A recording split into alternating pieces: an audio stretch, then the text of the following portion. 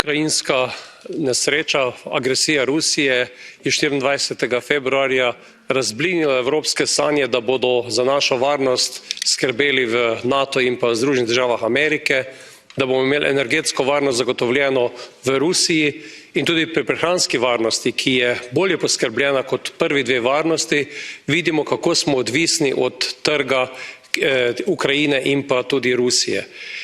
Že pred to vojno smo videli velike podražitve, tako na eni strani energije, posledično gnojil, pomanjkanje tudi nabave gnojil, zato je bila prehranska varnost ogrožena že prej. Ta kriza pa zagotovo zahteva od nas to, kar je predlagala komisija, da sprejmemo odločne ukrepe, da zagotovimo čim večjo proizvodnjo v letošnjem letu in tudi to, kar smo zapisali v strategijo, da se temeljito razmisli o vplivih teh strategij, ki so na naši mizi. Če nismo dobili prej vpliva na presojo vplivov, kaj te strategije pomenijo, ko bi morali dobiti, je sedaj čas, da o tem resno razmislimo. Hvala.